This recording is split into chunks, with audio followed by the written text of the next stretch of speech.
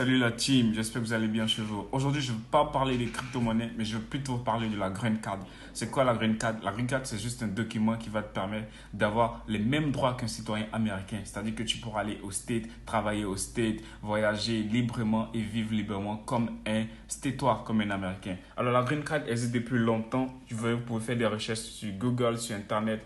Et là, vous allez taper simplement dans Google, Green Card, comme ça. Alors, vous tapez dans Google Green Card Lottery. Lottery parce que c'est une loterie. Et dans le monde entier, plus de 1 milliard, 10 milliards de personnes, les États-Unis ne sélectionnent que 55 000 personnes seulement. Voilà. Donc, vous savez qu'on sera vraiment nombreux à participer à cette Green Card et il ne reste que 3 jours. Parce qu'on est aujourd'hui le 5 et la Green Card prend fin le 8. Donc, le 8 de ce mois, il sera plus possible de poursuivre la Green Card. Donc, vous allez ouvrir le lien, le premier lien qui s'affiche là, comme ça. Une fois que vous ouvrez le lien, ne paniquez pas parce que tout sera en anglais. Et là, nous sommes sur le site officiel du département américain pour la loterie.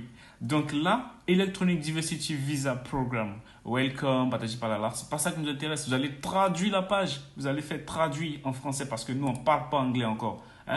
Ok. Donc, ça sera maintenant programme de visa de diversité électronique, accueil, patati palala. Vous voyez là, voilà, le 8 novembre. Et donc, vous prenez votre temps, vous lisez les informations qui sont ici. Mais là, vous allez descendre. Et vous voyez commencer l'entrée. Donc, quand on clique sur commencer l'entrée, on va remplir un formulaire. Et ça, c'est la demande. Le formulaire, ici, là, vous ne paniquez pas. Tranquillement, on va insérer le code qui s'affiche là. 3JYM. Voilà. Et vous cliquez sur envoyer. Et là encore, vous traduisez la page en français parce qu'on ne parle pas anglais, les gars. Voilà. Donc, c'est un formulaire de base, comme une inscription. Voilà, vous allez mettre votre mois de naissance, année, jour, voilà, votre ville d'origine, ville de naissance, pays de... Et là, c'est très important, là. Voilà, la photo. Pour la photo, c'est très important. Je vais insister là-dessus parce qu'il faut une photo avec un fond blanc. Voilà. Vous voyez les types de photos qui sont affichées. Celle-là, ça, c'est une photo validée parce que le fond est blanc. Voilà, et le visage est bien... Voilà. Mais là, il y a si vous cliquez là, vous allez voir les types de photos qui sont acceptées. Voilà le type de photo qui est accepté. Bon, voilà. Bon, on ne veut pas de photos avec des ombres derrière. L'ombre ici, c'est pas intéressant. Il faut une photo nette. Voilà.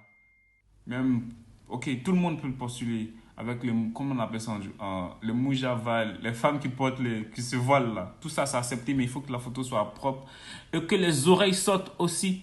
Voilà, parce que c'est une photo pour faire votre passeport et votre visa.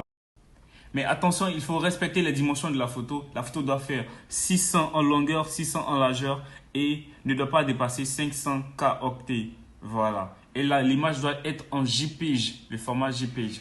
Bon, assurez-vous pour faire ça. Voilà. Donc, les gars, tout le monde peut postuler. Les enfants, les papas, les mamans, les vieillards, les tantis, les tontons, tout le monde peut postuler. Voilà, les gars, le lien est gratuit. N'allez pas vous faire arnaquer, les gars. Donc, après, les photos. Alors là, si vous avez des soucis avec les dimensions de la photo, tapez juste redimensionner une photo en ligne et vous allez atterrir sur cette page-là. Vous ouvrez simplement et vous choisissez un fichier dans votre appareil ou soit vous faites copier-glisser. Bon, moi j'ai déjà... c'est qui ça? C'est ma petite soeur. Bon. Je prends cette photo-là, c'est une vieille tête d'Achinamos. Alors là, je vais redimensionner cette photo, vous voyez juste là. Je mets les 600. Donc, après la photo, il faut enregistrer aussi vos coordonnées. Adresse postale, là, aux soins de qui? Vous mettez aux soins de la famille. Bon, voilà. Adresse 1. Vous mettez la ville. Si vous êtes à Korogo, vous mettez Korogo partout. Ville Korogo, district Korogo. Code postal. Si vous avez un code postal, vous mettez 0225 ou soit vous mettez pas de code postal. Pays Côte d'Ivoire, bon, bien sûr. Voilà.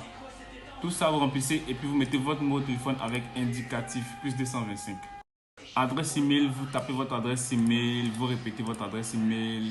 Et maintenant, là, c'est important votre niveau d'études. Si vous êtes au primaire, si vous êtes au lycée, diplômé, si vous avez un doctorat, tout le monde une maîtrise. Si vous travaillez déjà, bon, voilà, vous cochez la case qui vous convient, voilà, tout ça. Moi, je suis diplômé universitaire, bon, voilà, tout ça. Si vous êtes célibataire, marié, divorcé, tout le monde. Voilà, si vous avez des enfants, mettez le nombre d'enfants et vous mettez continuer, continuer, continuer. Donc, en principe, si vous cliquez sur continuer, il doit valider votre demande d'admission. Vous allez vous retrouver sur la page qui est là. Qu'est-ce que je fais? Voilà. Par contre, si vous voyez ce message rouge, At last, on data validation error concurrency in page, c'est que les gars, vous avez mal travaillé. Voilà.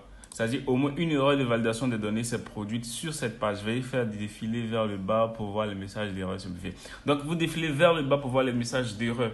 Et puis, je sais que ce sera la photo. Donc, l'erreur sera marquée en rouge. Là, vous arrivez, par exemple, je n'ai pas fourni de lieu de naissance. Vous voyez, donc, on dit, vous devez fournir une ville de naissance. Donc, vous mettez la ville. Si c'est la photo, vous reprenez la photo. Vous reprenez la photo. Voilà. Et c'est tout. Après, juste après, là, c'est fini, les gars. Vous postulez, ça sera validé. Et vous allez imprimer votre fiche. Moi, j'ai imprimé ma fiche. Ça, c'est mon reçu. Voilà. Il y a un numéro là-dessus. Et c'est ce numéro-là que je vais vérifier lorsque les résultats seront disponibles pour le tirage au sort.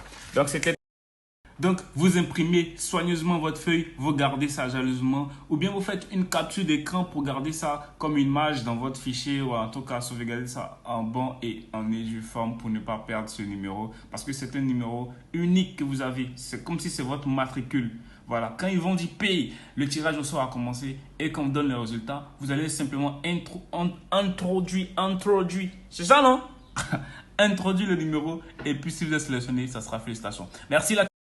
Donc, avant de se laisser, voici un peu quelques travaux que vous pouvez effectuer là-bas. Bijoutier, ingénieur, agriculteur, agent de crédit, machiniste, menuisier, mathématicien, professeur, travailleur, mécanicien du chantier. Et là, bon voilà, voici Herman.